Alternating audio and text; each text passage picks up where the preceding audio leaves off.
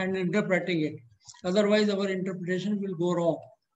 Then we will be discussing how to write research objective and hypothesis, null and directional for correlation, coefficient of correlation, correlational studies. And next will be test of significance of correlation. We will be taking up two-tailed test as well as one-tailed test. First, we will take up two-tailed test and then one-tailed test. Coefficient of determination or effect size. Now there is a new concept, and that is the concept of effect size. Experts say that we should not only test the hypothesis and come out with the conclusion that the hypothesis is rejected or not, but we should also tell what is the practical significance of this. Merely telling that this is significant is not sufficient, but we must tell how important this magnitude of correlation is. That is what this is now technically known as effect size. And this effect size, we can talk about effect size in case of every statistics like T statistics, F statistics, chi-square statistics, regression, everything. So we must not only test the hypothesis, but we must also tell the effect size. So we will be taking up this topic, what is the effect size in case of correlation. And then robust correlation. So there is a procedure known as bootstrapping. In case our one of the assumptions, which is very important, that is normality of distribution is violated, then we can use this alternative. This is known as robust correlation, and this process is called bootstrapping. And then I will be give you some references, from which I have taken certain points in this presentation. Now, beginning with the concept of covariance and correlation. Concept of correlation is, you might have learned it, you might have known it, that the correlation is, if the two quantities vary together, they are said to be associated or correlated. Suppose there are two quantities or two variables. One is, say, height and the other is weight. And we have a sample of, say class 7th students or primary students. Let us not take a particular primary student. So we measure the height of the student as well as the weight of the student.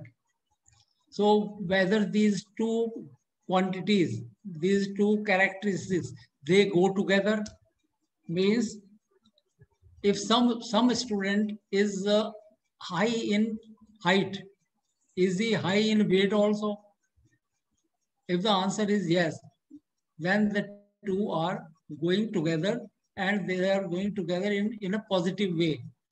And in certain situations, say if individuals having bigger or smaller scores on one variable have bigger or smaller scores on the other variable too, the two variables are said to be positively correlated. If the students having more height is having more weight, or having less height or having less weight, then probably the two quantities are positively related. Positive relationship means if they vary in the same direction, higher is associated with higher, lower quantity is associated with lower quantity, then it is positive correlation. If it is the reverse, that is, if individuals having high score on one variable have a small score on the other variable, or vice versa. Vice versa means high score on the second variable, low score on the first variable, then the two variables are said to be negatively correlated. That means the two things are varying, but they are varying in opposite direction. If your expenditure is more, your expenses are more, then your saving is less. So these two things are, they are associated together, but in an opposite direction. More expenses less savings, less expenses, probably more saving. So this is negative concept of negative correlation. Now, that is if the two co-vary in the same direction, they are positively correlated, negatively correlated if the two co-vary in opposite direction. Now, if the third possibility is if there is no pattern in this variance, if bigger or smaller scores on one variable, they are not necessarily associated with bigger or smaller scores on other variable. Suppose I'm high on one variable, no? Then a person who is equal to me, may be high or low on the other variable. Then under such situation, we say that there is no perceptible pattern of going together in this direction or that direction. Then probably there is no correlation between these two. Because if one score is high, the second score is sometimes high, sometimes low. If one score is low, the second score is sometimes high, sometimes low. So symbolically, I can depict this. This is high, high or low, low. This is positive correlation. If it is one is high, another is low, or first is low, second is high, then it is negative correlation. The direction is opposite. But third possibility is if on one variable we have a high score, then on second variable we have sometimes high score and sometimes low score. This is the third situation. If we have a low score on first variable, then sometimes we have high score, sometimes we have low score. So this is no correlation or zero correlation. This is negative correlation. This is positive correlation. Now, this is intuitive meaning of the concept of correlation or covariance. But how to say how to define it, how to reach at a objective index of correlation? Because when I say that, and if an individual is having bigger score, so big is a very subjective thing, small is a very subjective thing. How much big, how much small, which score will be called bigger, which score will be called smaller. So unless we define these mathematically, what is bigger, what is smaller, we are not having any clarity. So in order to have some mathematical measure of correlation, we must quantify these things. Big means what? Small means what? Bigger means what? How much bigger? Smaller means how much smaller? So we are now proceeding towards quantification or a mathematical conceptualization of this intuitive concept of correlation. How much high, how much small. So I come to a particular example. Let us have an example.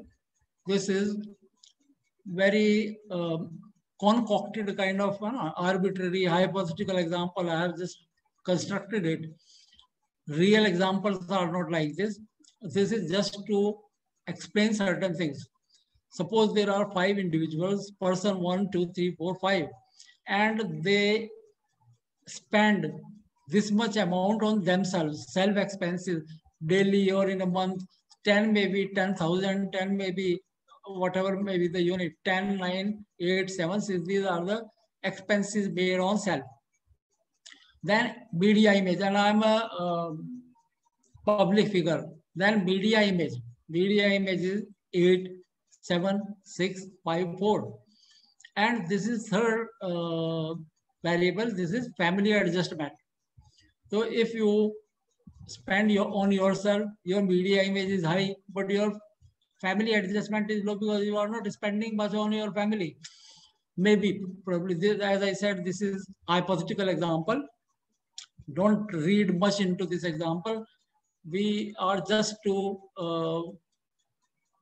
trying to help to gain this concept of correlation and covariance. Now, from this, it is clear that this individual one is high on self expenses. Maximum is spending maximum amount on self, and his image also is high, 8. Maximum image out of these 5, 8.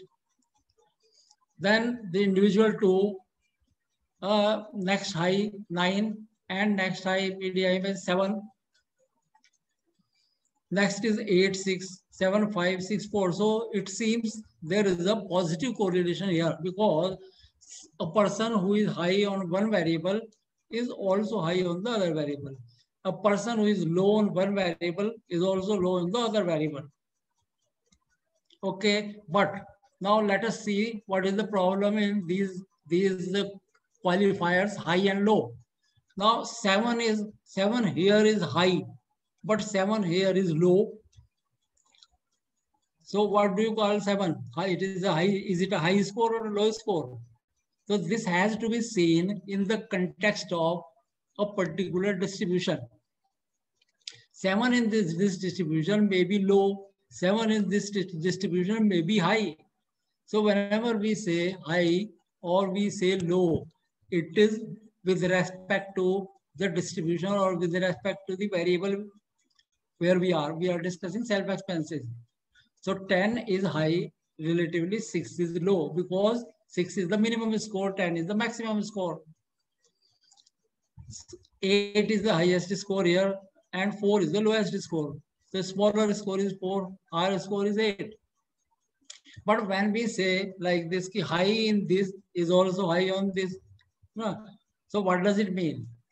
So now we are heading towards quantification of this high and low.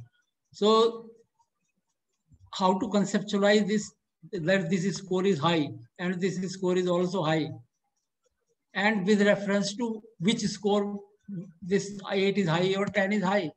So the answer to this is that this is in reference to the mean of this distribution.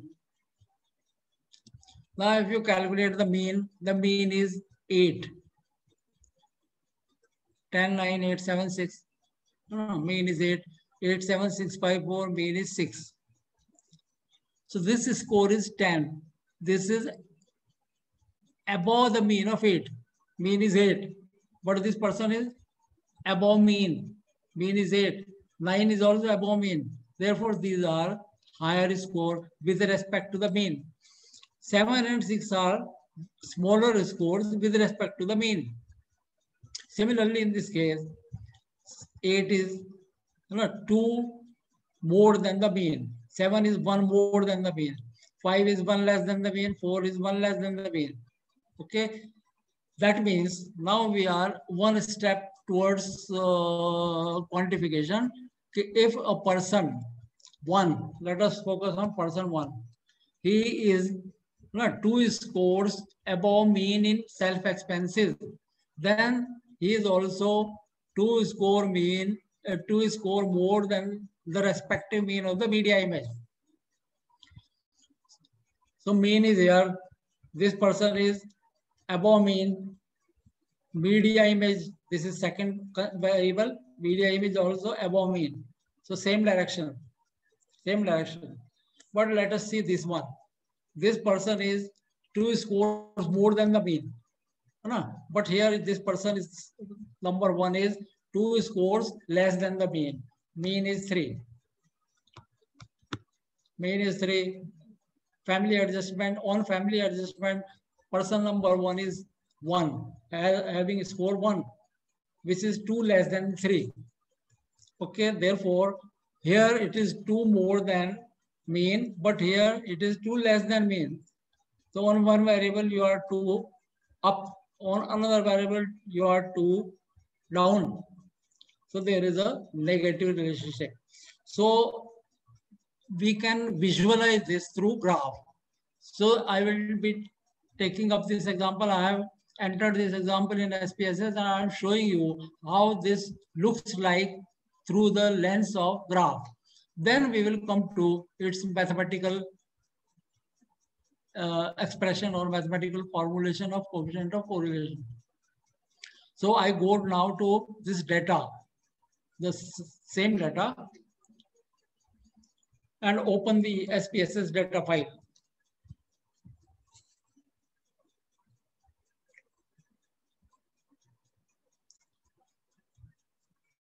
Now this is the data. Some of you must be for the first time looking at this SPSS data file. So for them, let me tell you, first of all, we define the variable, and variable one is person, another is self-expenses, then family adjustment, then media image. Okay, so you define these, you write person, self-expenses, like let me write here, gender. So I'm defining another variable, gender. Then we will have another column in the data file. Here we have gender. We can define gender as male 1, female 2.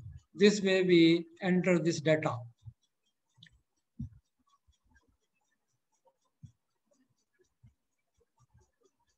So the data has been entered. Person 1, 2, 3, 4, 5. Self-expenses 10, 9, 8, 7, 6. Family adjustment. This person 1 is self-expenses are 10, family adjustment is 1, and multimedia media image is 8. So all these three scores are related to the first subject. All these three scores are related to the second subject, second person. All these three are related to the third person, then fourth, and then fifth. That is why they are correlated. They relate to the same person. Now let us see how to draw, how to visualize.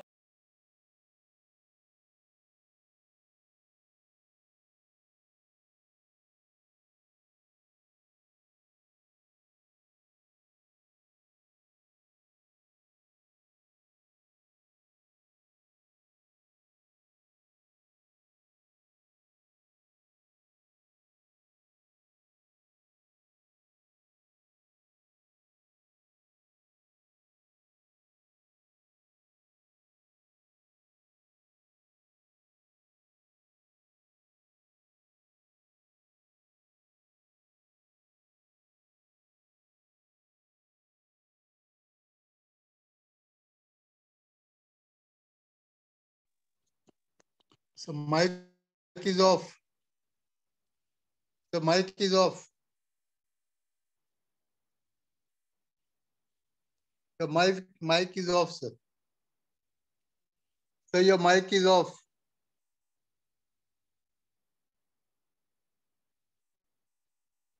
So your mic is off.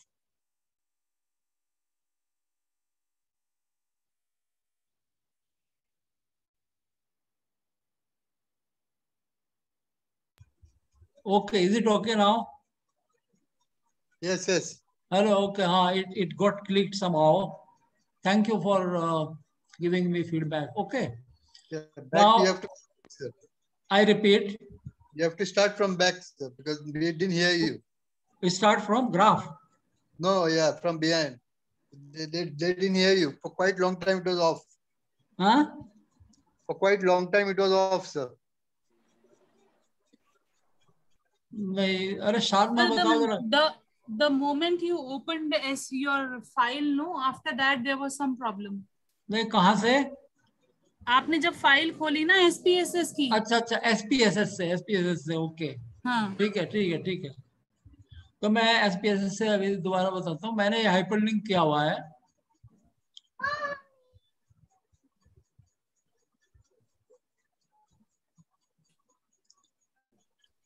ये example यहाँ मैंने hyperlink किया है. Hyperlink, तो मैं इस पर click करता हूँ.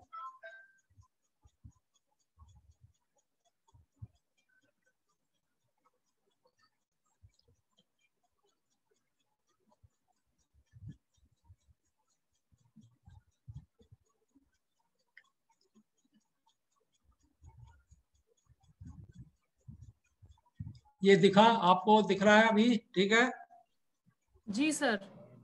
हाँ, तो ये मैं इसमें बता रहा था कि ये कैसे एंटर किया गया डाटा. तो इन द बिगिनिंग असल में ये जो बार है ये आ रही है मेरे पे तंग कर रही है ये वाली ना, ये हाउ टू रिमूव दिस,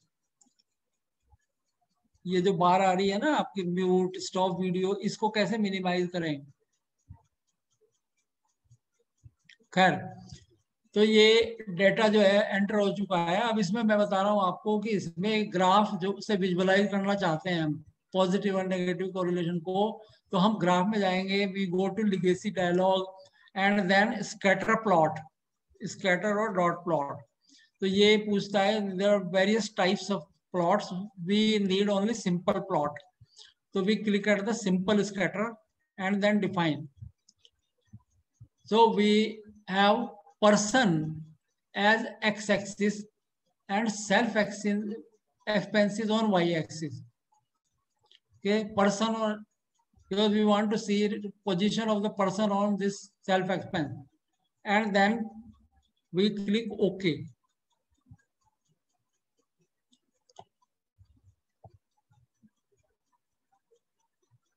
तो हमारे पास ये प्लॉट आ गया, इस पे डबल क्लिक करेंगे तो ये एक्टिवेट हो जाएगा। तो we double click on it and fit a line on this. तो यहाँ क्लिक करें, ये देखिए इधर लेफ्ट में ऊपर पैनल है, तो ये वो बना हुआ है एक्स एक्सिस वाई एक्सिस और एक लाइन बीच में गुजार रही है, तो एड फिट लाइन है टोटल ये लिखा है, तो इसको हम कर देंगे क्लिक, तो ये लाइन इसमें फिट हो गई। अब हम क्या करें, ये we click at this mean of Y because we want to see whether person 1 is above mean or below mean and click display spikes।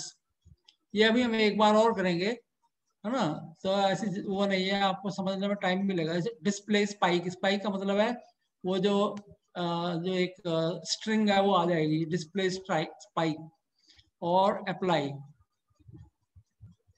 ये इस तरह का ग्राफ हमारे पास आ जाता है। ये देखिए ये क्या शो करता है, this graph shows we have here person 1, this is self expense, and this horizontal line is the mean 8, person 1 is above mean, to score above mean, this line is above mean, person 2 is 1 score above mean, person 3 is on the mean 8, person 4 is below mean, person 5 is also below mean. This is the situation with regard to the first variable self expenses. Similarly, we can have the for the second variable media image. So if I again I am repeating graph, scatter plot, simple scatter, and now instead of self expense I have media image. Okay, I get this dot graph, then double click, okay, and then close it, fit line, I am fitting this line, and mean of y because I want the mean line, and display spikes, okay, apply. So again, a similar kind of graph, we got it. Here it is media image, person 1, same, 2 score above mean, 1 score above mean, 1 score below mean, 2 scores below mean. So I now come to, I have shown you how to draw the graph. I again come to my presentation. Okay. So these are the graphs. I have copied them and pasted on this. So person 1, person 2, 3, 4, 5, 1, 2, 3, 4, 5. So the story which is here with regard to self expense is same as with regard to image. Person 1 is 2 score above mean in both the variables or on both the quantities.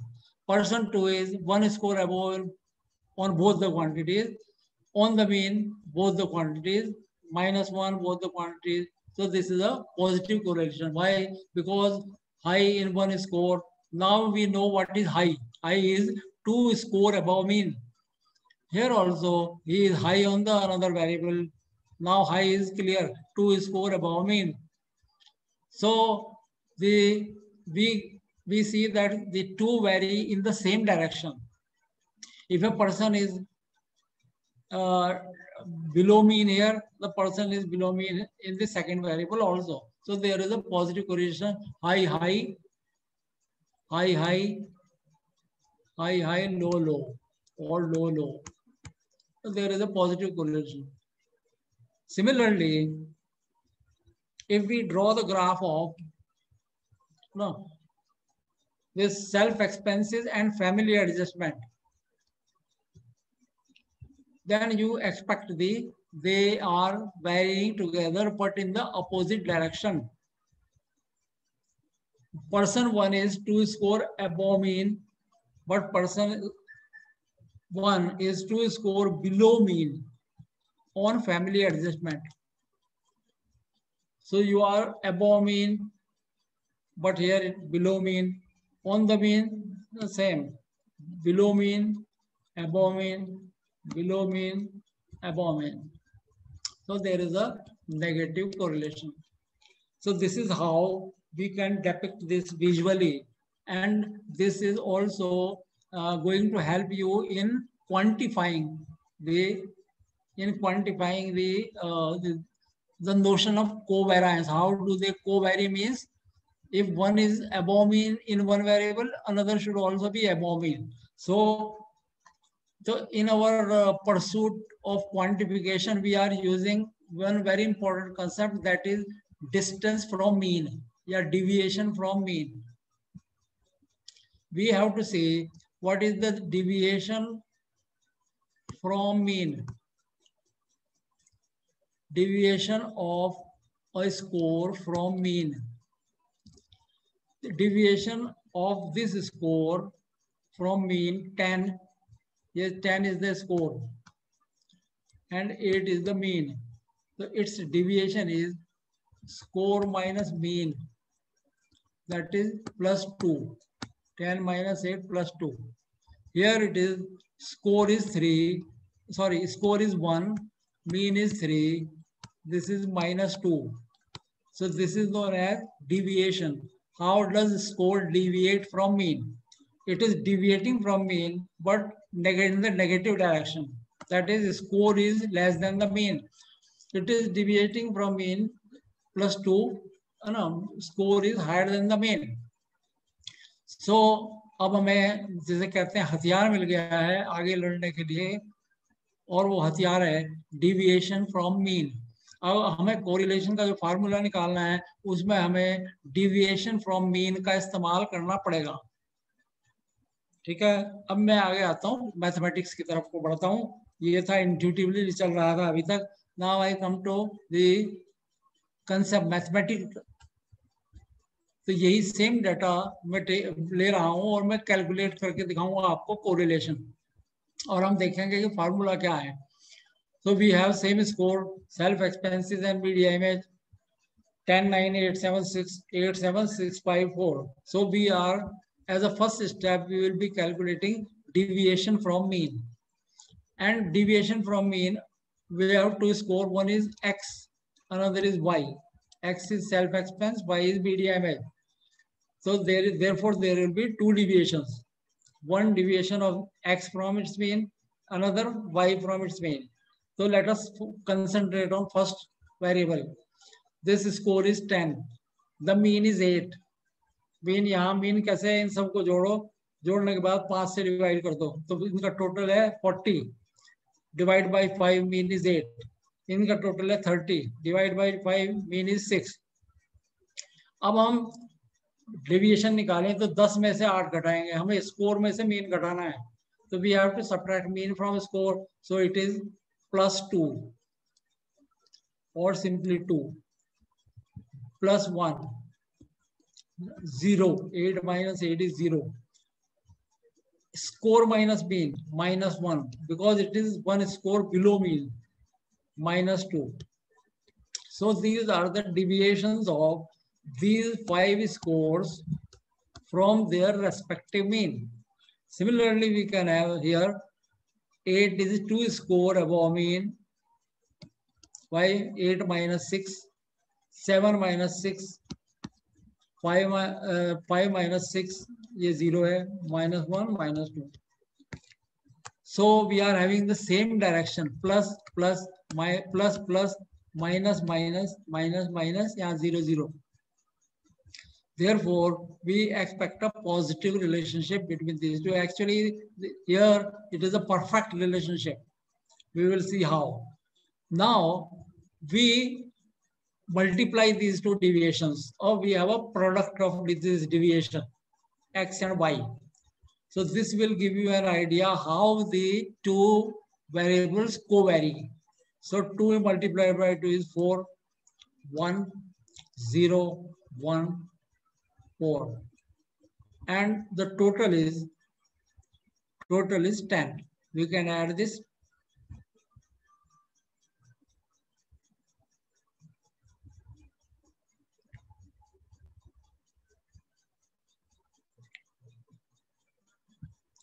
Four plus 1, 5, 4 plus 1, 5, 10.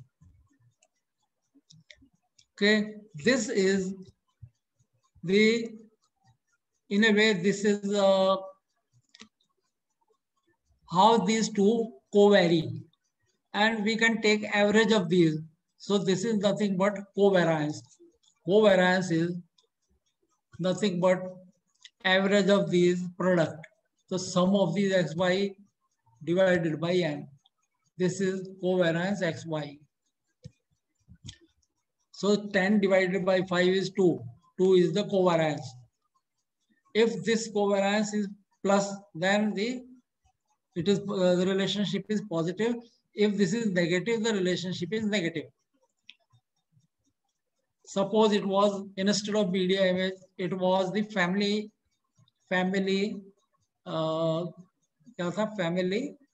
adjustment. Then family adjustment के score थे 1, 2, 3, 4, 5, 1, 2, 3, 4, 5. So here the deviations are -2, -1, 0, +1, +2. So if we multiply these, it will be -4, -1, -1, -1, -10. So the amount of relationship is same, but the direction of the relationship is opposite. Here now covariance is -2.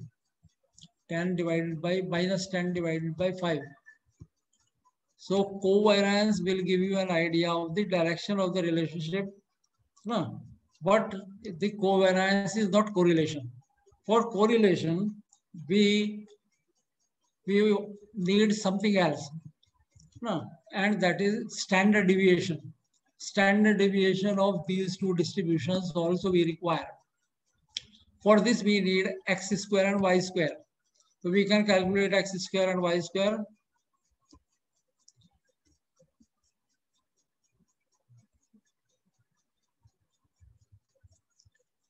X square, this is x. So इसका square कर दें 4, 1, 0, 1, 4. Similarly, plus 4, 1, 0, 1, 4. Yeah, 10, 10. So we have sigma xy. Sigma xy is 10. Sigma x square is 10. Sigma y square is 10. Now I come to the correlation coefficient. Now covariance, as I told you, is an average of product of these deviations. So it is 10 divided by 5 equal to 2.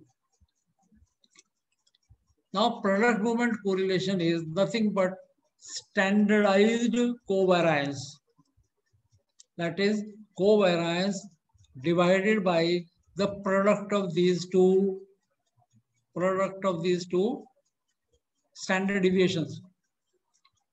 And as you know, standard deviation of x is sum of sigma x square upon n under root. Sigma y is sigma y square upon n under root. So we can calculate these. Sigma x square we have seen is 10. This is 5. 10 upon 5 under root. And this is also 10 upon 5 under root. So both are equal to under root 2. This is also equal to under root 2. So covariance is R is covariance xy upon this. So covariance है 2 और इसके नीचे under root 2 multiplied by under root 2. That is 2 by 2 is equal to plus 1. So R in this case is plus 1. ये मैंने आपको थोड़ा सा क्योंकि मैथमेटिकली जो समझाने की कोशिश की है कि कोवेरिएंस और कोरिलेशन में क्या संबंध है. कोरिलेशन दरअसल ना एक स्टैंडर्डाइज्ड मानकीकृत कोवेरिएंस है. Covariance does not take into consideration the standard deviation of the respective groups, and therefore, in order to rectify this, we divide it by the product of the two standard deviations. So correlation is this, and we expected कि इसमें बिल्कुल perfect correlation होना चाहिए, तो perfect correlation आया है. अब हम ये मैंने आपको this is an aid to understanding. ये हम जो use करते हैं when we are user of statistics, we do not expect everybody to understand this. If you understand it, then it will help you to better appreciate the concept of correlation. Otherwise also you can work without it also. तो next हम चलेंगे कि इस correlation को हम SPSS में कैसे निकालते हैं और फिर देखेंगे कि उसको हम कैसे उसके assumptions क्या है उस पे आएंगे. तो I come now to the SPSS part. तो SPSS में हम वापस चले डेटा. अच्छा डेटा इज ऑलरेडी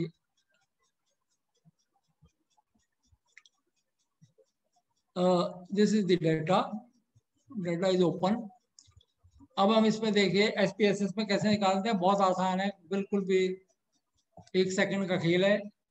एनालाइज में जाएंगे हम, सारी स्टैटिस्टिक्स यहाँ होती है and we come down to the correlate, analyze, report, descriptive, table, compare mean, general linear model, and we come to correlate and then bivariate. तो bivariate पर क्लिक कर दें. अब यहाँ वो 2 वेरिएबल डालने हैं जिन्हें आपको कोरिलेशन जिनके बीच में निकालना है. वो वेरिएबल है सेल्फ एक्सपेंसेस और मीडिया इमेज, जो हमने अभी कैलकुलेट किया +1. ठीक है. और यहाँ नीचे फ्लैग हो रहा है पियर्सन. तो पियर्सन है, एक कैंडल स्ट्रॉ है, ये हम कल देखेंगे.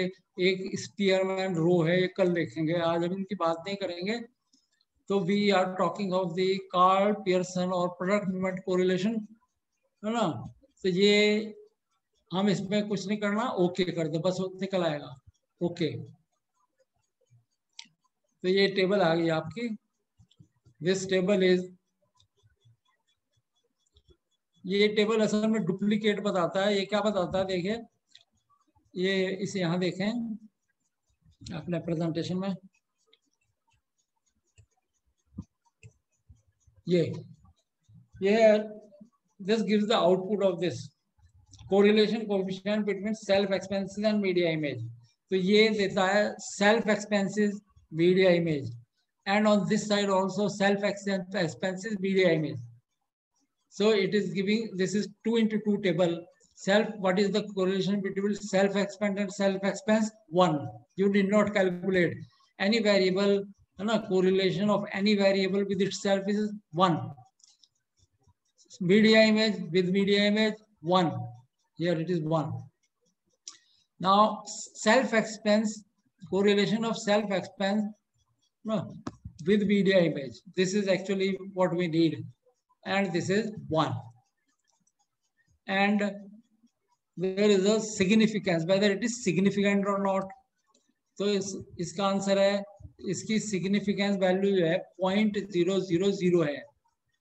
अब यहाँ आपको ये समझना पड़ेगा जो पहली बार अटेंड कर रहे हैं कि from this how do we conclude that this is significant. तो this is significance value 2-tailed, और this is also sometimes called p-value. So in order to conclude whether it is significant or not, we compare it with alpha value. Alpha is significance level. Alpha value is either 0.05 or 0.01. So if this p value is less than alpha value, then it is, yeah, or equal to, it is significant. If it is greater than alpha, then it is not significant. तो इस case में क्योंकि ये जो p value है ये हमारे 0.01 से छोटी है, इसलिए ये 0.01 सार्थकता के 0.01 स्तर पर सार्थक है, सिग्निफिकेंट. तो ये this is how this is interpreted. वो अभी हम देखेंगे आगे चल के जब हम इंटरप्रिटेशन लिखेंगे. अभी मैंने आपको बताया फिलहाल कि what is the concept of covariance and concept of correlation, how these two are interrelated, and how do we reach at the mathematical formulation of the concept of correlation, product moment correlation. ये क्योंकि deviations के product पर depend करता है, इसलिए इसे product moment correlation कहते हैं. अब हम the one leg of the presentation is over, the conceptual part, mathematical part is over. Now we come to the application part, and whenever you apply this correlation in research, then first of all you have to check whether the assumptions, the prerequisites for applying correlation, they are satisfied or not. First of all,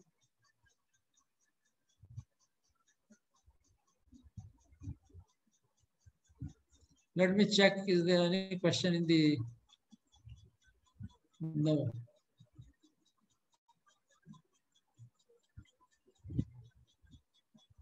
Okay, now I come to assumptions.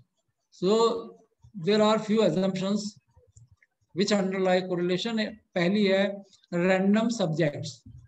ये जो sample हम ले रहे हैं, जिसके बारे में हम जिसका हम सेल्फ एक्सपेंसेस मेजर कर रहे हैं, जिसकी मीडिया इमेज मेजर कर रहे हैं, जिसका फैमिली एडजस्टमेंट मेजर कर रहे हैं.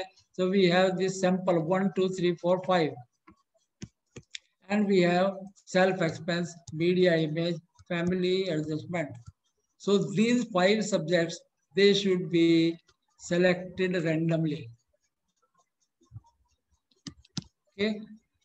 So we need not statistically test it. You have to just check up the process of sampling in order to find out whether this selection has been random or not, or nearly random or not. Now both the variables should be scale variable. Both the variables should be such that we have some quantitative data where mean can be found out, where data can be added, subtracted, multiplied, and divided. Therefore, this is known as scale variable. So the tool, an examination of the tool of research is sufficient to find out whether the scale is whether the data is on a scale variable or not. For example, gender is not a scale variable. You have just classificatory values, 1 male, 2 female. But all psychological and educational variables, physical variables, they are scale variables. Now these two, the assumptions, they need not be tested statistically, but the next 4, that is normal distribution for both the variable, absence of significant outlier in its distribution, linearity of relationship, and homoscedasticity, या equality of balance. These are the 4 assumptions which are to be taken care of statistically. तो ये मैं एक एक करके आपको बता रहा हूँ अब कैसे करते हैं. पहला है कि ये जो वेरिएबल जिनके बारे में हम कोरिलेशन निकालते हैं, ये वेरिएबल जो है ये नॉर्मली डिस्ट्रीब्यूटेड होने चाहिए. तो ये हमारा डेटा सेट में आपको बताऊंगा कि नॉर्मल डिस्ट्रीब्यूशन कैसे चेक करते हैं.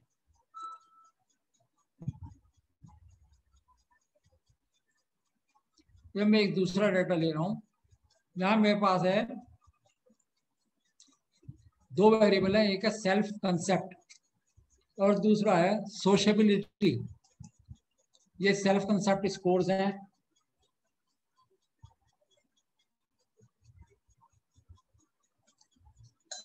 और दूसरा सोशेबिलिटी स्कोर्स हैं. तो हमें इनके बीच कोरिलेशन निकालना है, तो एक आप सीधा कोरिलेशन निकालिए, कोरिलेट ओके बाय वेरिएट और सोशेबिलिटी और सेल्फ कंसेप्ट यहाँ ले आइए, ओके कर दीजिए, तो आपका कोरिलेशन निकल आएगा। लेकिन क्या ये निकाला जाना चाहिए? क्या डाटा की नेचर ऐसी है ताकि हम इसे निकालने में गलती तो नहीं करेंगे, इसकी इंटरप्रिटेशन ठीक रहेगी?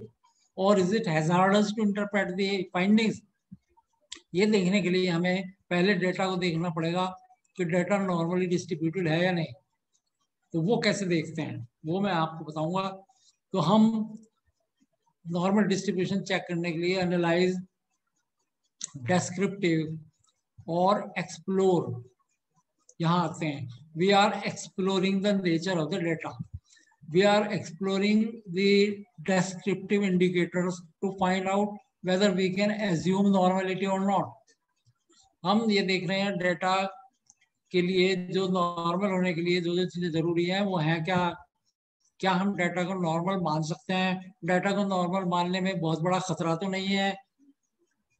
तो हम इसके लिए एक्सप्लोर पे जाते हैं और फिर कुछ करते हैं काम। हम ये दोनों वेरिएबल यहाँ डालते हैं जिनको हमें एक्सप्लोर करना है, डिपेंडेंट लिस्ट, ठीक है। और हम plot normality plot with test यहाँ क्लिक करते हैं। ये स्टेम एंड लीफ इसको हटा दें, अनचेक कर दें और कंटिन्यू करें और ओके कर दें। अब जो आउटपुट आएगी उसकी बेस पर हम उसे उसका अध्ययन करके ना then we will decide whether the data is normally distributed और नॉट। तो इसे ओके कर दें तो आपके पास बहुत सिंपल है, ये आपके पास आउटपुट आ जाएगी। इसे हमें इंटरप्रेट करना है और पता लगाना है कि ये दो जो डिस्ट्रीब्यूशंस हैं ये नॉर्मल डिस्ट्रीब्यूटेड है या नहीं। ये आउटपुट है। अब इसलिए SPSS इतना महत्वपूर्ण नहीं है जितना महत्वपूर्ण है कि इसमें से ये सिलेक्ट कर पाना कि क्या क्या इसमें से लिया जाए, क्या इंटरप्रेट किया जाए, what to interpret, what to select. So you must statistically understand the concept of normal curve and you must know which indicators suggest normality and which indicators do not suggest normality. ये पहले हमें समझना पड़ेगा।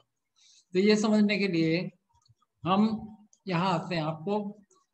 तो जो statistics जो है वो आपको मदद करती है ना निष्कर्ष निकालने में कि क्या डेटा नॉर्मल है। वो है 3 अप्रोच है हमारी। एक है डिस्क्रिप्टिव स्टैटिस्टिक्स अप्रोच, इसमें हम absolute value of skewness and कुर्टोसिस देखते हैं। और दूसरा स्टैंडर्ड स्कोर ऑफ स्क्यूनेस देखते हैं, skewness divided by standard error of skewness. इसी तरह जेड कुर्टोसिस देखते हैं। ये बताऊंगा ये कैसे निकालते हैं। दूसरी अप्रोच है ग्राफिकल मेथड, हम हिस्टोग्राम और बॉक्स प्लॉट से पता लगाते हैं कि डिस्ट्रीब्यूशन नॉर्मल है कि नहीं। और तीसरी अप्रोच है कि हम टेस्टिंग द्वारा पता लगाते हैं। ये टेस्ट हैं 2, कोल्मोग्रोस टेस्ट और शेपिरो-विल्क टेस्ट। इन टेस्ट से पता लगेगा कि ये डेटा नॉर्मल से सिग्निफिकेंटली डिफरेंट है या नहीं। सिग्निफिकेंस टेस्टिंग, अगर सिग्निफिकेंट है तो नॉन नॉर्मल है, मतलब सिग्निफिकेंटली डिविएट हो रहा है। अगर नॉट सिग्निफिकेंट है इसका मतलब नॉर्मल है। डिविएट हो रहा है but this deviation is not significant, therefore data is normal. तो टेस्ट को इंटरप्रेट करना आसान है। हिस्टोग्राम आप जानते हैं, हिस्टोग्राम में ऐसी फिगर आएगी, ऐसी फिगर। अगर फिगर ऐसी है कि बीच में पीक है और दोनों तरफ नीचे कुछ डाउनवर्ड ट्रेंड है ऑलमोस्ट एक जैसा, तो नॉर्मल है। अगर डेटा ऐसा है कि एक तरफ पहला पीक है फिर कम है फिर कम है फिर कम है, ये नॉर्मल नहीं है। क्यों? क्योंकि इसमें पीक बीच में नहीं है, peak is not in the middle and on this side of the peak and this side of the peak situation is not same. Similarly, what is box plot and how to interpret ये बताऊंगा। So these are broadly 3 approaches. One is using descriptive studies, using the value of skewness and kurtosis and their standard values, second is graphical method, third is testing method. अब normality by descriptive, skewness और kurtosis जो है they are each equal to 0 in normal curve. अब मैंने इसके लिए मैं reference दे रहा हूं क्योंकि नॉर्मली कई जगह बताया जाता है कि कुर्टोसिस की वैल्यू 0.263 होती है, स्क्यूनेस तो 0 बताया जाता है, तो ताकि जो इसके मास्टर्स हैं वो क्या कहते हैं, वो दूसरा फार्मूला यूज करते हैं कुछ, जहां जब ये कहा जाता है. और ये है इनके कुछ रेफरेंसेस हैं, मैकनेमर, सनेडेकर एंड कोचरान. तो पहले मैं आपको ये रेफरेंस दिखाता हूँ. ये है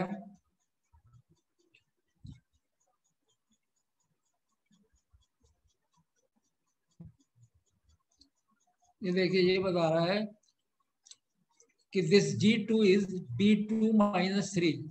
ये degree of कुर्टोसिस can be described bye B2 minus 3 से छोड़ दीजिए, G2 B2 क्या है, B2 minus 3 μ4 divided by U square under root minus 3. सीधी यहां समझने की कोशिश कीजिए कि if G2 is less than 0 the distribution tends to be flat topped और प्लैटिकर्टिक.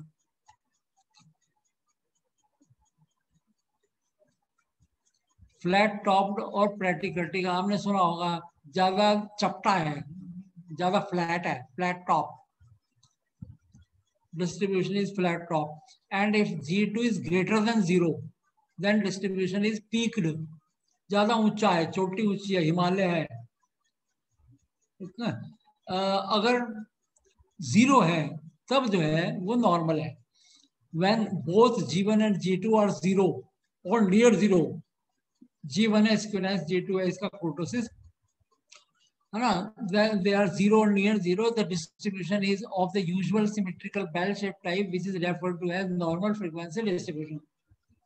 तो सिमिलरली जो एक सनेडेकर एंड कोचरान है, ये भी ये किताब है ना, और ये है इसका वो रेलेवेंट पेज जिसमें ये कहता है कि ये मतलब 0 होने चाहिए. Excuse me, sir. Test of kurtosis. एक सेकंड बस ये पढ़ दूं, इसके बाद आप पूछिए. अच्छा. A further type of departure from normality is called kurtosis. In a population, a measure of kurtosis is the average value of x minus mu. Mu is mean of the population raised to power 4 divided by sigma 4. For the normal distribution, this ratio has the value 3. Normal में 3 होती है, लेकिन पहली वाली किताब में -3 करके निकाला है, उसे हम कहते हैं एक्सेस कुर्टोसिस. तो SPSS में -3 करके निकालते हैं, जो कि 0 होना चाहिए. अब आप कोई किसी को क्वेश्चन पूछना है तो पूछ लीजिए. No, sir, there's no question. I'm Shadma. Kurtosis excess is 0. हाँ जी, बोलिए. Sir, just sorry to intervene you in between. Actually, many participants are from South India and Northeast actually. So the major conversation should be in English actually. So they are kind of requesting in between to continue. I am 95% using English. 95%. Of late, I started repeating a few sentences in Hindi as well, because you have declared that the mode of this expression will be bilingual. Yes. Therefore, just to take care of the Hindi medium also, I am just speaking on 5%. Actually, time. most of them are from English background. The entire presentation is English language, and almost 90% of the presentation is in English. So participants should not write anything in that case, because sir is using only sparingly using Hindi in the lecture. You know, most of the things is okay, madam. But still, I will be taking. I will be considering this.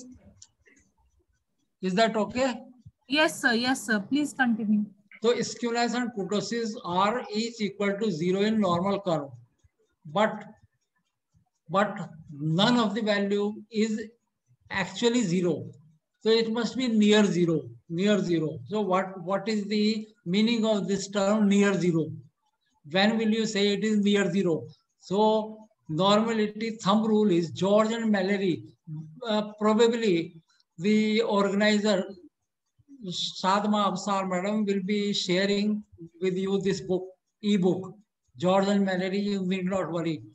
And this thumb rule says that each of the skewness and kurtosis lies within -2 and +2. Means if the values of kurtosis and skewness lie within ±2, then probably you need not worry about normality and take it granted that distribution is normal. But this is just thumb rule. A better is given by Andy Field. Discovering statistics, we will also be providing you this ebook. And this says that ratio of skewness to standard error of skewness or kurtosis to standard error of kurtosis should be at the most 1.96, as in the case of Z. If Z is 1.96 in case of t-test, if it is greater than or equal to 1.96, then it is significant. Okay, so if it is less than 1.96, then it is not significant and distribution is normal. So this ratio should be at the most 1.96. Then we may consider this to be normal. Now I come to, this was background for understanding or for interpreting the output. Now I come to the output. I have already shown you how to reach at the output. Now this is the output in my presentation. First, this is self-concept. Okay, and this is skewness and kurtosis. And these are standard error of skewness and kurtosis. So the skewness is 0.113, and in normal distribution it should be 0. This is minus 0.867. In normal distribution it should be 0. Can we consider these as 0?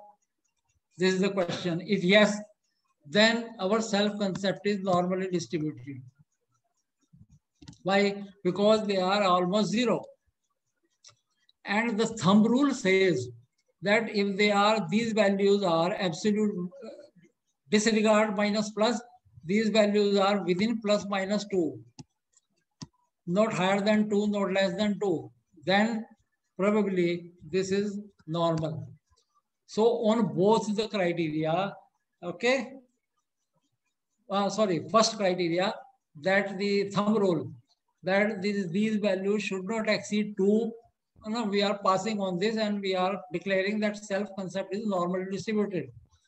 Now, second criteria, according to Field, is that this ratio 0.113 and its standard error is 0.464. This should be less than 1.96. So this is less than even 1. What to say of 1.96? 1.96 is almost 2. So this is less than 1 because numerator is small, denominator is more than numerator. So this condition is also satisfied. Similarly, kurtosis is also within this range. Therefore, our distribution is normal. Similarly, for sociability also, these values are between ±2, and these ratios, this divided by this, 0.221 divided by 0.464, this does not reach 1.96. Similarly, this does not reach 1.96. Therefore, this distribution is also normal. Now, descriptive approach says that distribution is normal. Both the distributions are normal. Now, let us see what are the results of test of normality. These are the two tests, Kolmogorov-Smirnov test and Shapiro-Wilk test. This is interpreted if n is less than 50.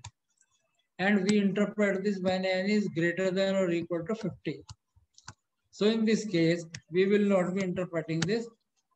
We will be interpreting Shapiro-Wilk test. And significance depends on this p-value. If this p-value is greater than 0.05, then it is not significant. And it is greater than, this p-value is 0.647. So this is certainly greater than 0.05. Therefore, this is not significant. This is also not significant. Therefore, both these are normally distributed. So descriptive statistics as well as the tests of significance, they help us to conclude that both the variables are normally distributed in the population. Now this is how we write interpretation. I have already told you, explained you, but now writing is another thing. So I am showing you how to write. Table 4 shows that the absolute value of skewness 0.113 and kurtosis minus 8.47 for self-concept lie within plus minus 2 respectively. Similarly, table 5 shows that the absolute values of skewness and kurtosis for sociability lie within plus minus 2, indicating normality. Is that okay? Both the values are within the thumb rule limits, plus minus 2. Therefore, distributions are normal. Now further, for self-concept, table 4, the ratio of skewness and kurtosis to their respective standard error are less than 1.96. The same is true for sociability too. Refer to table 5. Thus, the true distribution may be assumed to be normal. So on second criteria also we are passing. Now coming to the test. Table 6 gives output of test of normality of self-concept and sociability. Because sample size for each is less than 25, therefore less than 50, 25. Therefore Shapiro-Wilk test will be used. Is equal to 25. Just let me note it. Correction. And is 25.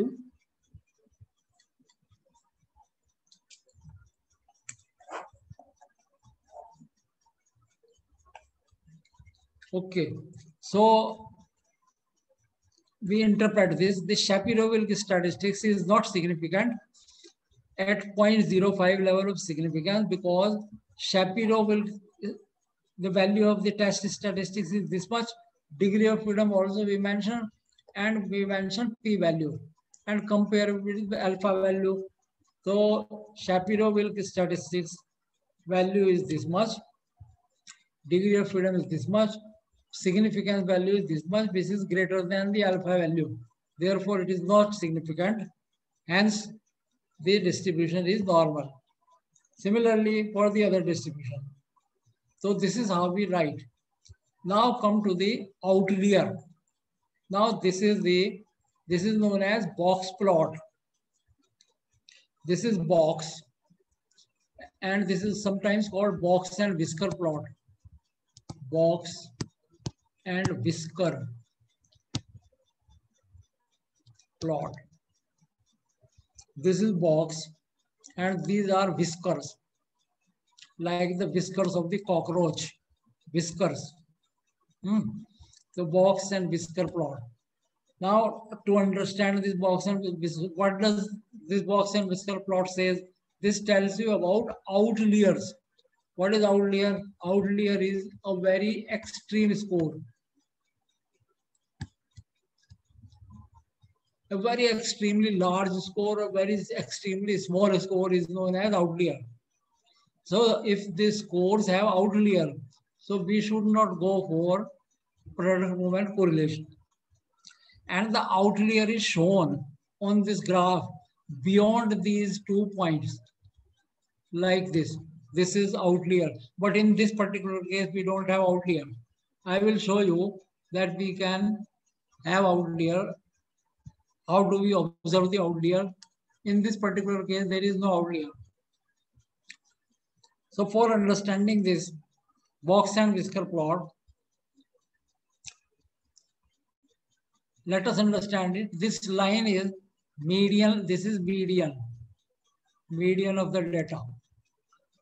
This is Q1 or first quartile. This is Q3. And this distance is distance from here to here. This is interquartile range. Interquartile range. This is minimum score. This is maximum score. without outlier. So minimum score is 10.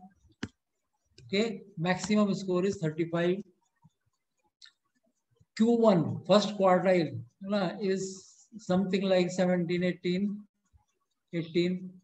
Q3 is something like 20, 27.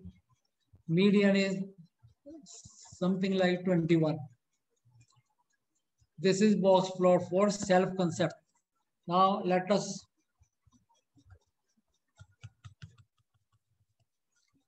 see this. Yeah. Median 21. Self-concept median is 21. Interquartile range is 11. Minimum score is 10. Maximum score is 35. Okay, mean is 22.32. Mean is not there in this particular. Okay. So minimum score, maximum score. Is there any score beyond these two limits here or here? No. Therefore, there is no outlier. Outlier hota hai. Outlier is 1 if it is 1.5 times interquartile range. If a score is greater than 1.5 times interquartile range. Interquartile range here in this case is 11.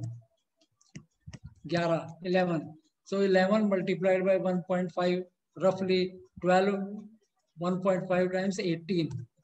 So 27 plus 18, 37, 45. Any score 45 or beyond will be outlier. So in this particular case, there is no outlier. If you change the data, let me show you. We have this data. In this data, maximum score is 35. This one. Now I change this to 50. I'm changing it to 50 just to show you how does situation like outlier occur. Okay.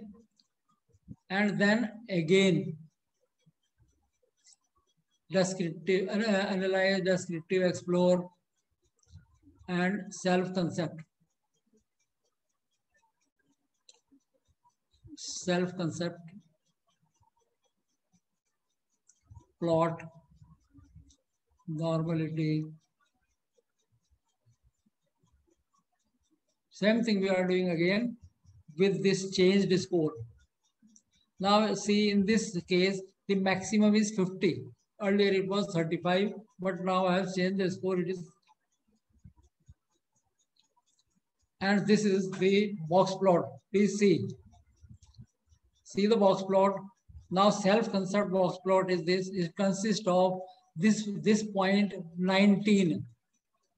Okay, 19 is the serial number of the data. Well, 19th score is an outlier. And the value of the score is 50. And why is it outlier? Because it is greater than 1.5 times this distance. This distance is interquartile range. Therefore, it is outlier. So we should not calculate product movement correlation in this case.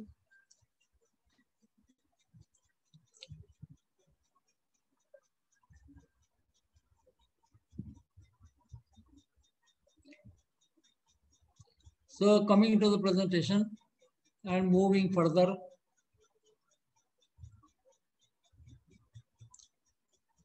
Now I'm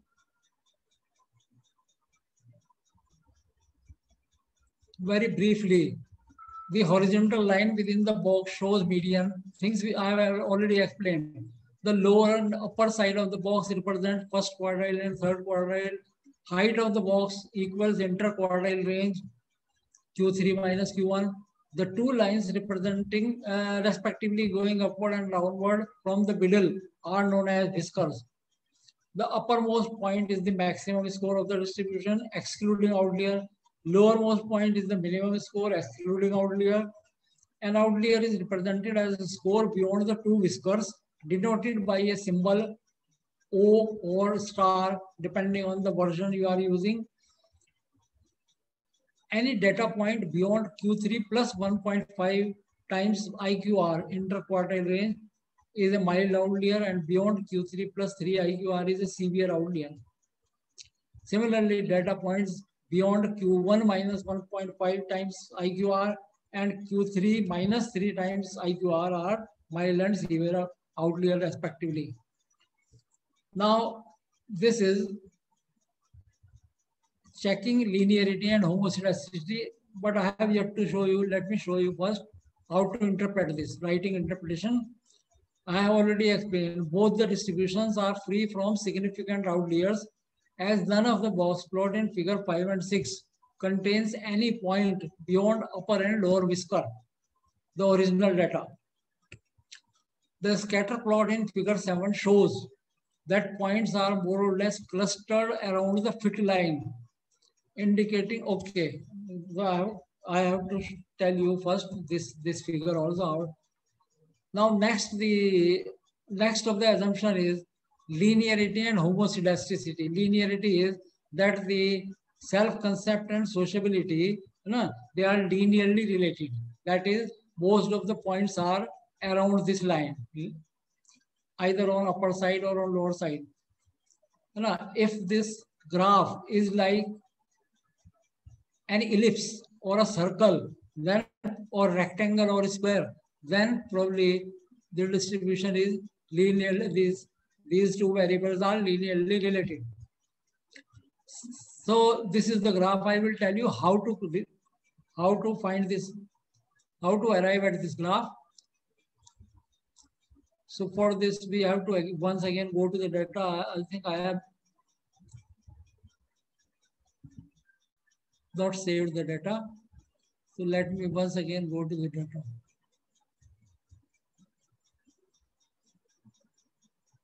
Assumptions, checking our multi-assumptions. Okay, this was the data.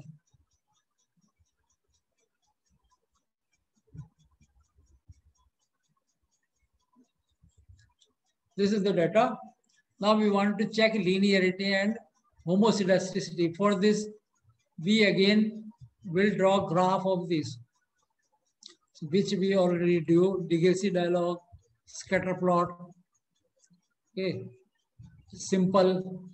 Now on x-axis, we take self-concept, and on y-axis, self-concept.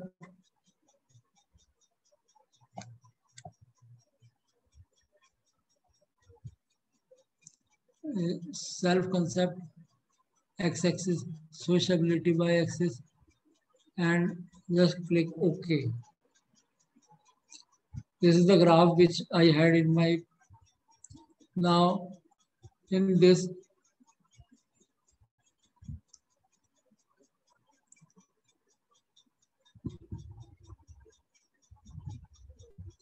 we just fit a line.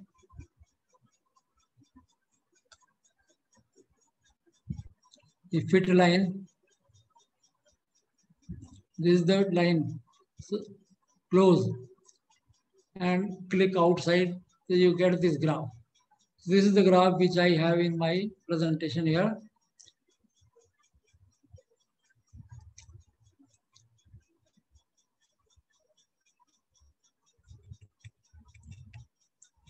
This one, scatter plot. Now these two assumptions, linearity and homoscedasticity, they are checked graphically. Okay. Now if we go around these points, okay, then this shape is like an ellipse. So we can fairly assume that this distribution is linearly related. Non-linear relationship will be like if there is some curve like this, points are like this, or points are like this, then there is non-linear relationship. Linear relationship means there is no pattern in the, no curve in the point. All points are like this.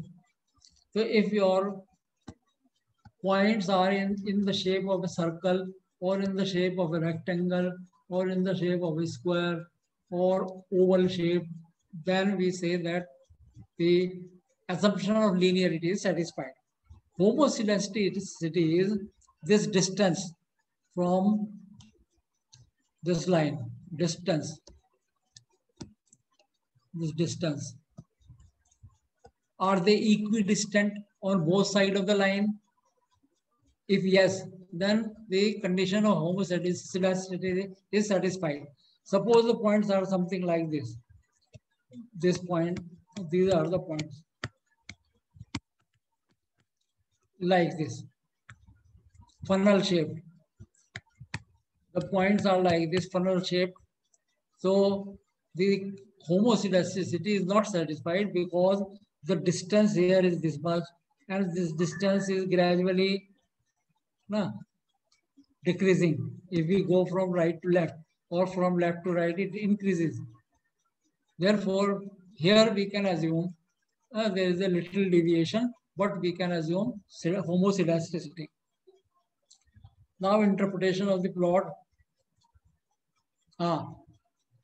The scatter plot in figure 7 shows that the points are more or less clustered around the fit line, indicating a linear relationship between two variables.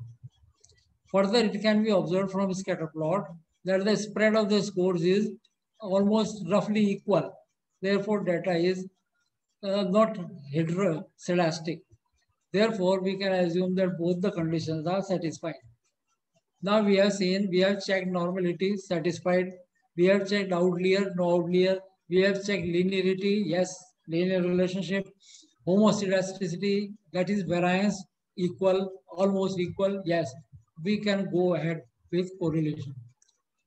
Therefore, we may interpret the coefficient of correlation.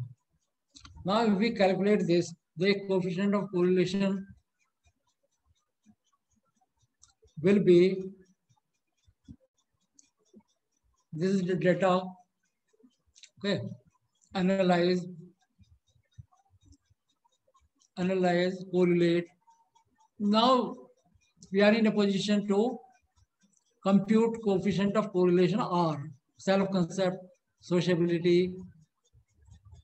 Okay.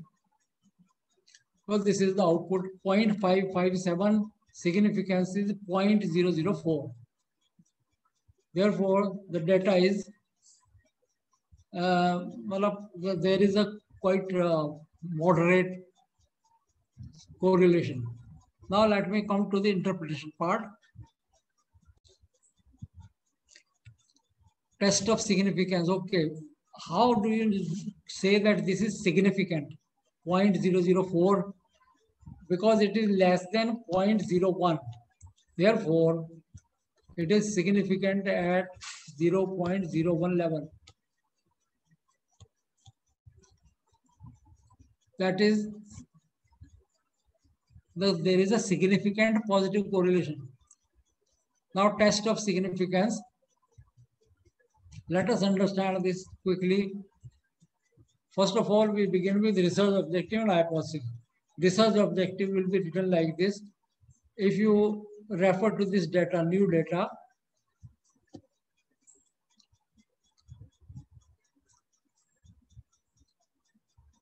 we have now achievement motivation is one and another is achievement. Is there any relationship between achievement motivation and achievement of the students?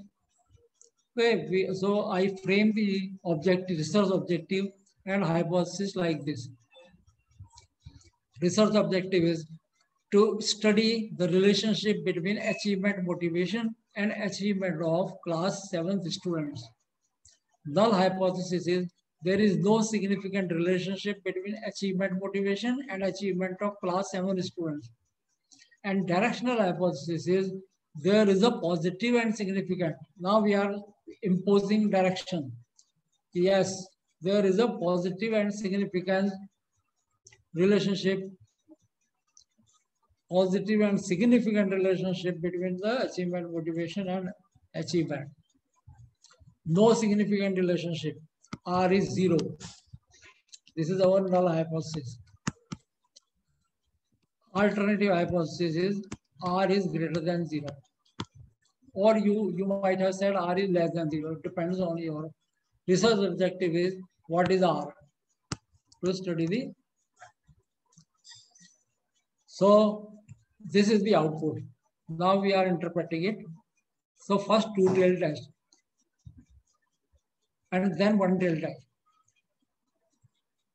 The first we understand what is the how to calculate this significance. So as per McNamara,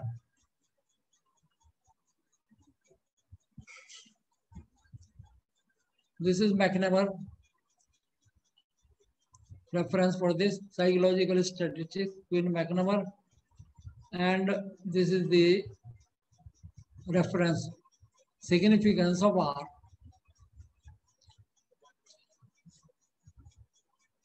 The T, if you transform the value of R into this formula, T is equal to R n minus 2 under root upon 1 minus R square under root. Then this follows a T distribution with df is equal to n minus 2. And if a sample T reaches the 0.01 level of significance, one would conclude that it is not a chance deviation from 0, or that some correlation exists between the two variables involved. Means, as in a t-test,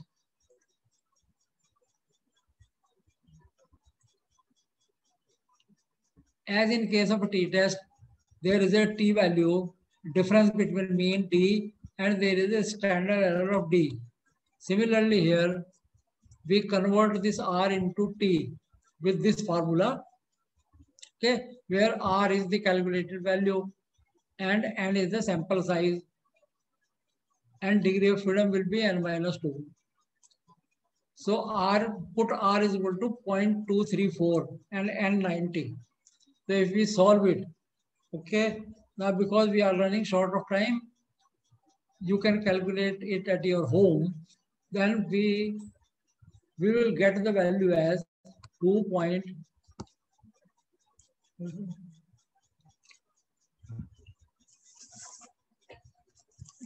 think it is 2.26. 2.26. If you calculate it.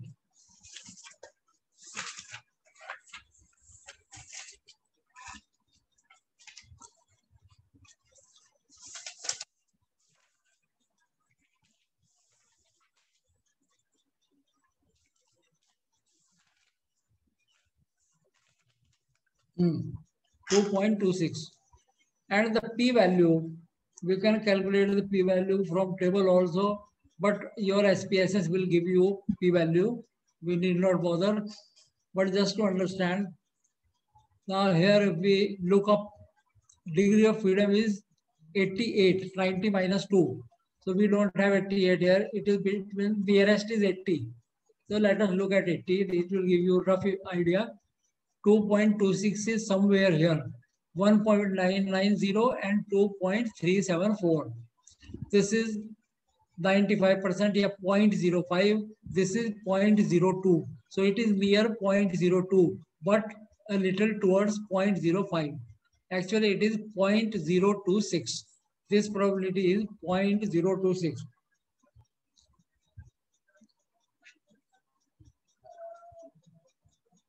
So this P is 0.026.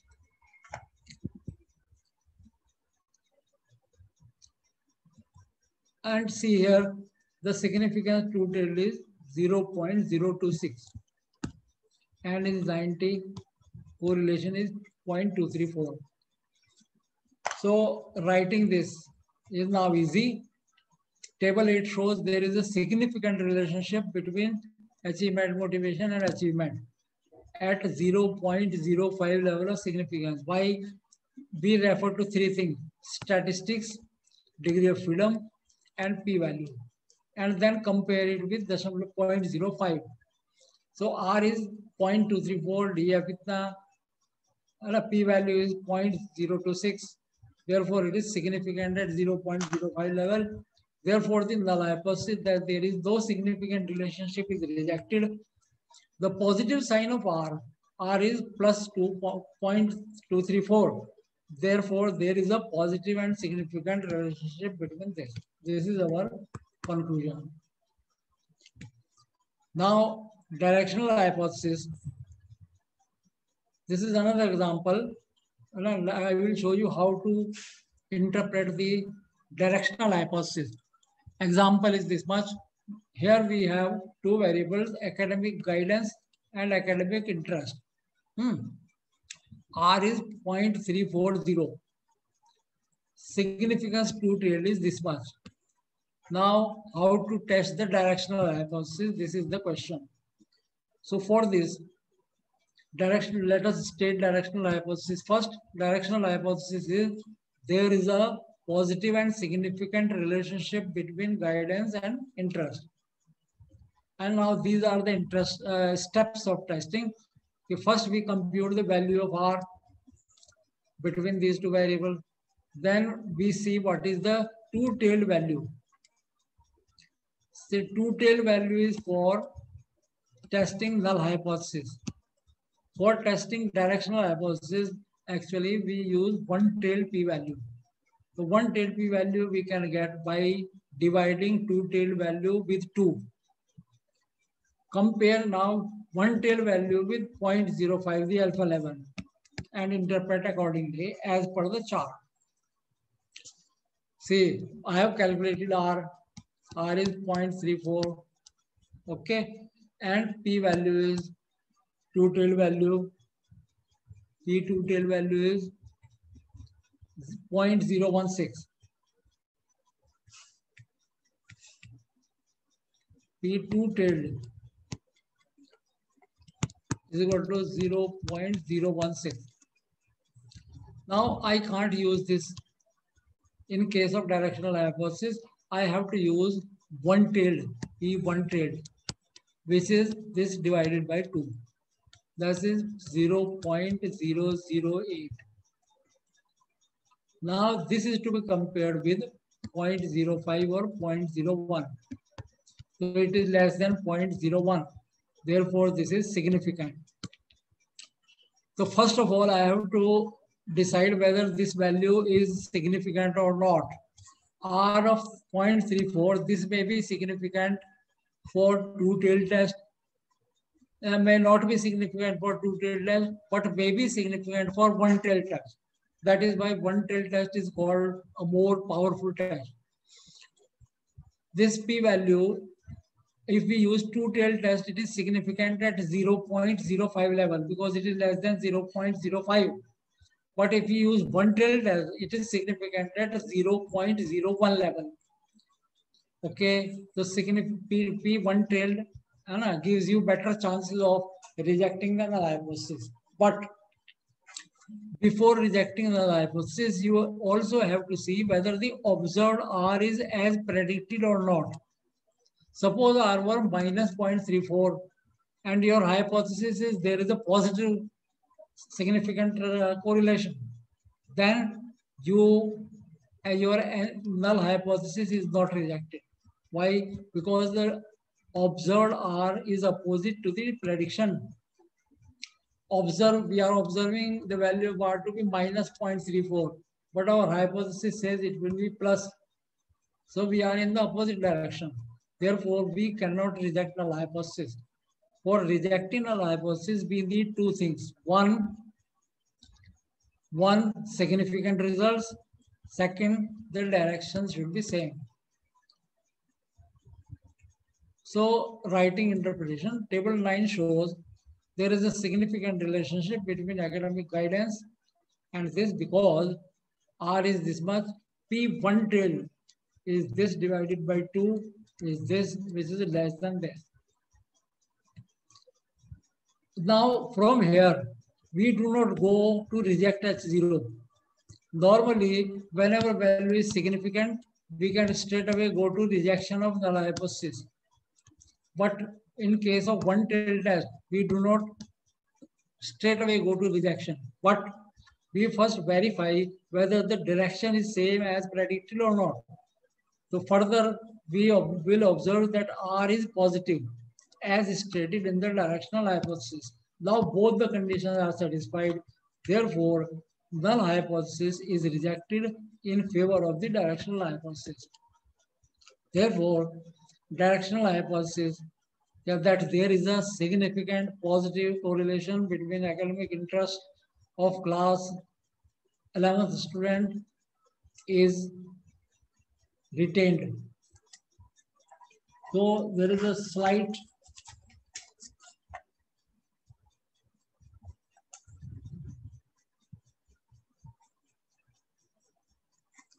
this is how we write the interpretation of, in case you choose to write directional hypothesis, you have to interpret like this. Because we do not know actually, researchers do not know how to test the directional hypothesis. Therefore, there is a tendency not to write directional hypothesis. Even if researcher wishes to write directional hypothesis, he is not in a position to write because he does not know what is the difference between testing null hypothesis and testing directional hypothesis. Now last is effect size. Effect size in case of R is very simple. It is just square of R. It is known as coefficient of determination. And if you multiply it by 100 in terms of percentage, suppose your R is 1. Okay, so R square is also 1. And multiply it by 100. That means there is a 100% share between the two variables. Overlapping, 100% overlapping between the two variables. But suppose R is 0.5. R square is 0.5 multiplied by 0.5, 0.25. In terms of percent, it is 25%. So there is a 25% overlapping between these two variables. They share a common variance between these two variables. So this is percentage of variance shared between two variables. This is quite simple. So in this particular case, 0.34 multiplied by 0.34 is 0.1156. So 11.56% variance is shared between these two. The academic guidance and academic interest of students share 11.56% variance between them. As per Cohen guideline, now Cohen has given this concept of effect size. So Cohen guideline says if your R is 0.1, you can consider it low effect. If R is 0.3, you can consider it medium effect. And if R is 0.5, you can consider large effect. So in this particular case, R is 0.34. 0.34 comes here, medium, towards low. There is a margin of medium, but towards low. So just medium, we have reached at just medium effect. See, this value of 0.34 is significant at 0.01 level. That suggests that there is a very, very significant correlation. But the effect size says it is just medium correlation, rather bordering at the low side, not on the high side, large side. So this gives you better insight into what sort of importance your findings are having. Finally, there is a robust bootstrapping. Bootstrapping is when the assumption of normality is violated, then you can bootstrap. Bootstrap means if you have a sample of 90, see our sample was 90, okay? So sample size is 90. The assumption is that this sample should come from a normal population, not that the sample should be normally distributed. Although how to conclude about population, we do not know about population. So every conclusion is to be based on sample. But this sample is not normally distributed. Then we can use bootstrapping. What bootstrapping does, it creates thousands of samples, 2,000 of samples, considering this as population, and then derives results. So this is a more strong type or robust type of correlation in case of violation of normality.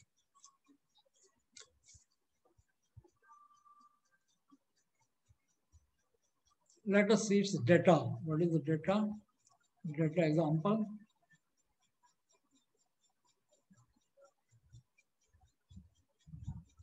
Achievement, motivation, and achievement, same data. So analyze, correlate, and bivariate. Achievement, motivation, achievement. Here you find bootstrap. So perform bootstrapping. And number of sample, 1000. You normally 1000 is sufficient. Otherwise, you can also change it to 2000, 3000. And here we select bias corrected accelerated. This particular is selected and continue. Okay. So this is bootstrap specification and the output. So I will be going to this presentation and explain it there.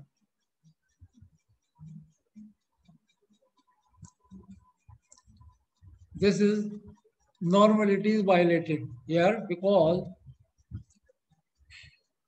this 0.614 divided by 0.254 is greater than 1.96. This 1.423 divided by 0.503, this is even more than 2. So therefore it is non-normal. Kurtosis is not normal. These values are also less than 0.01. Therefore not here also. Shapiro we will interpret Kolmogorov because it is 90. So less than 0.01, less than 0.01, non-normal. So we cannot use correlation. This distribution, no, is also here we have this much outside this range. Now we bootstrap. This is the result of bootstrap. Now how to write this? Table 11 shows that ratio of kurtosis to standard error is this much, which suggests non-normality. Test also suggests non-normality because each p is less than 0.01. Histogram also appeared to support the above conclusion. Bootstrap correlation. Now we come to the bootstrap correlation. It is significant because the value of correlation is 0.234. The bias corrected accelerated 95% confidence interval for R is 0.018, 0.2 up to 0.414. This is confidence interval BCA. 0.018 is the lower limit, 0.414 is the upper limit. And if it does not have 0, this is 0.018 and 0.414. So 0 is not between this interval. Therefore, null hypothesis is rejected. There is a significant, the R is significant.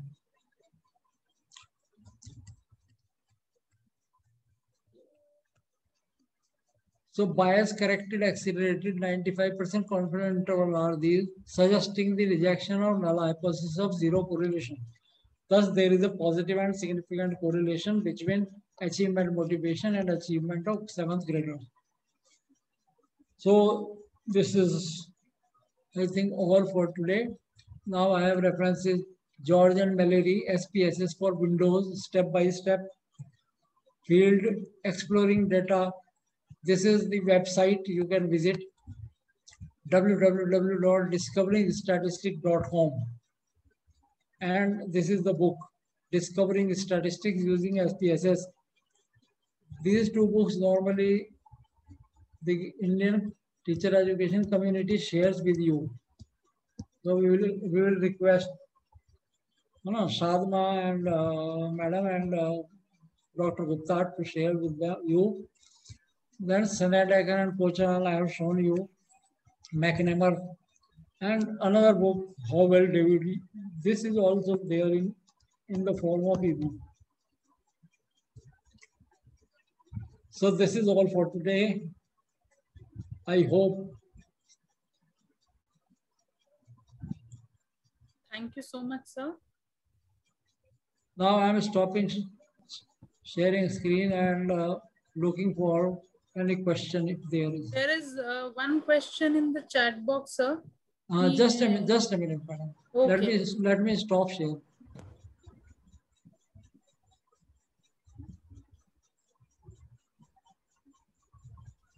हाँ जी बोलिए madam. Yes, please.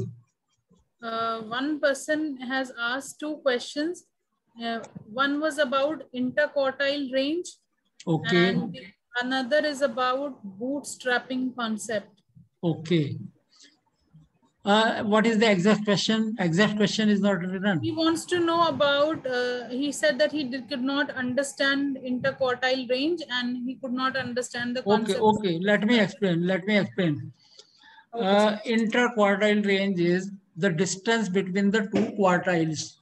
There are 4 quartiles, Q1, Q2. Q means quartile. Quartile 1, first quartile. First quartile is the value below which there are 25% cases. Suppose there are 25% students score up to 50. So 50 is the first quartile. Okay, median is the score below which there are 50% students. So suppose 60 is the median. So 60 is Q2 and 75 suppose or 80 is Q3. It means 75% of the students have scores 80 or below. Okay, so interquartile range is 80 minus Q1 was 50. So 80 minus 50, that is 30. The distance between first quartile and the third quartile is interquartile range. In fact, if you divide it by 2, it is quartile deviation. It is known as semi-interquartile range. Quartile deviation is semi-interquartile range. Semi means half. Interquartile range is the height of the box. It is Q1, this is Q3. Distance between these two is interquartile range. Any score 1.5 times this, beyond this, is outlier. I hope the person asking the question is clear. Now I come to the second one. The second question is,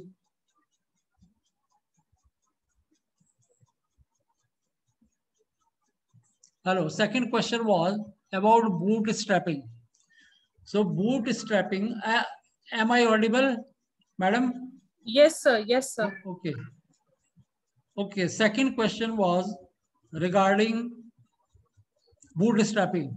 Bootstrapping is a technique used when there is a violation of normality, and it considers that the population is restricted to the sample. The sample is taken as population, and infinite number of samples are drawn from that sample, considering it as whole population, and on the basis of that results are drawn. If you want to go into details, you can read the Andy Field. You will find there, you can read Andy Field, Discovering Statistics. Is that okay? Yes, sir. Any other question? There is one more question in the chat box. I think he wants to know how to find significant value of R on basis of bias corrected accelerated 95%. That's what he has written. Actually, you need not go into these details. You are a user. I just tried to explain a minimal level of things. Otherwise, even Q1, Q2, Q3, I will take half an hour to explain all these things. You just use the value which is given on the top of it, P value is given, and just interpret the P value by comparing it with the level of significance. Finish.